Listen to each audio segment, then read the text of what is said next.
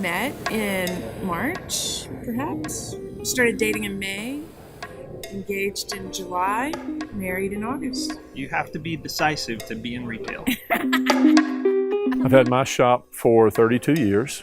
Right out of high school, I knew I'd never go to college. I just wanted to go rock climbing. And that temporary job at $7 an hour was almost 21 years ago. I decided ignorantly to go climb Mount Whitney by myself as my very first time outdoors. My parents started Townsend Birchman Company in 1988. And he said, what if we did an outdoor store? And I said, that I could get on board with. The role High Country played in ROI, they actually had an outpost on the Ocoee River that had a meeting room. So Mike of Travel Country, Beezer of Half Moon, I think Half Moon had just started. Don Birch, Quest Outdoors in Kentucky. Bobby McCain of Buffalo Peak.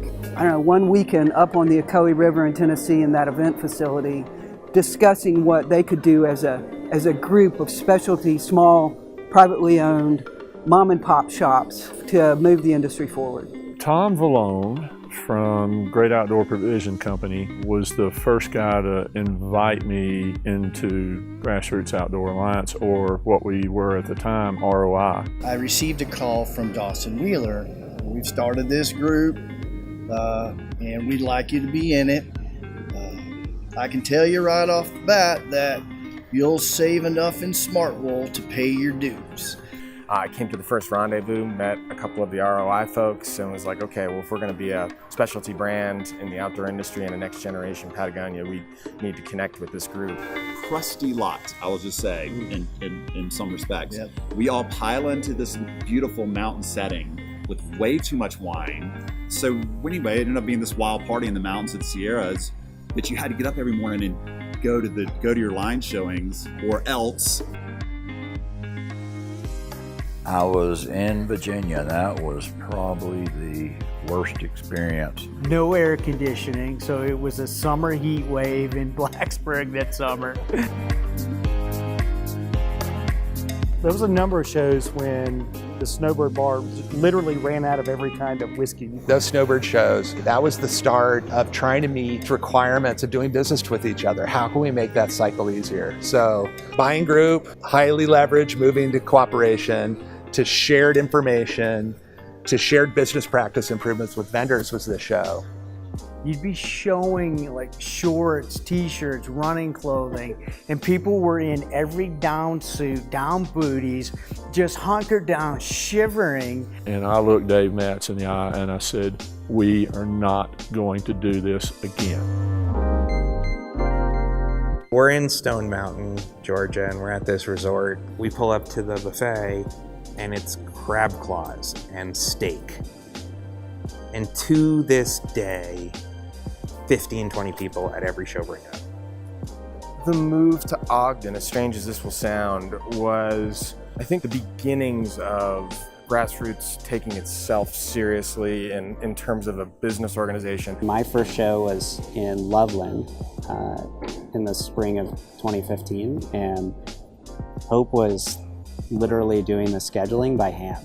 As the years went on, the relationships got more mature and more sophisticated and more business-like, but we still obviously know how to have a beer and a good time. I think the board has done an amazing job every time with their hires of presidents.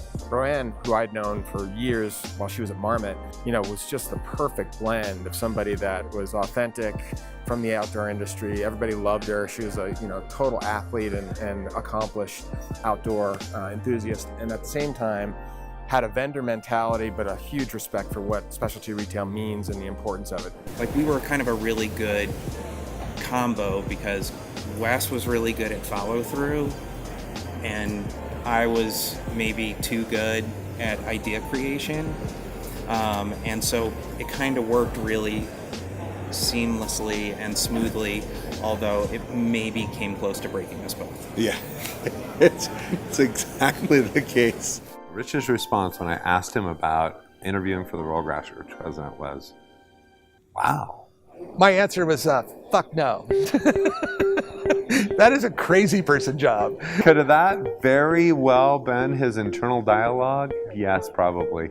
And it kind of got into me because when I did those presentations, I have to tell you, like, I stood up and I literally teared up when I looked out into the audience because I've just known these people for so long. It was like a coming home feeling. When the idea for Connect really first germinated, Chris looks at me, and I'll paraphrase what he said.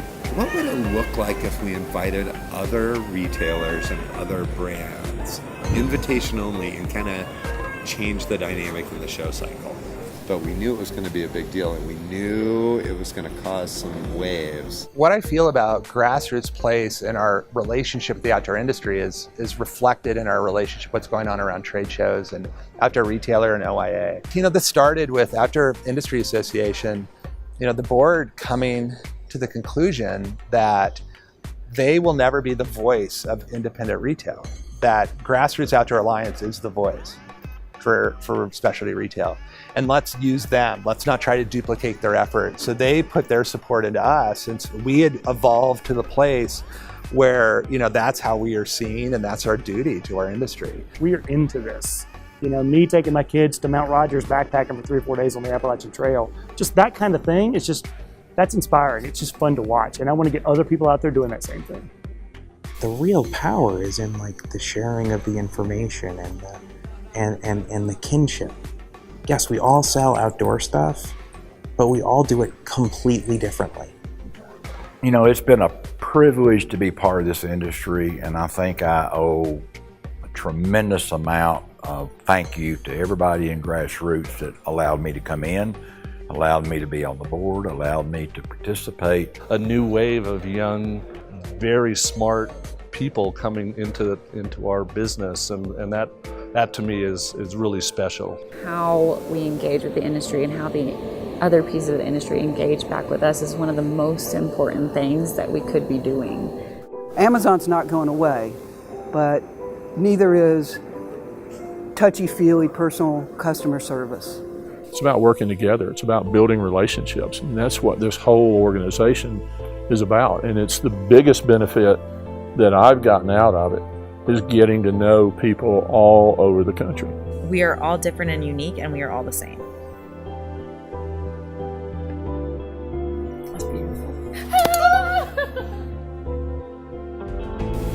What anniversary is it? 25.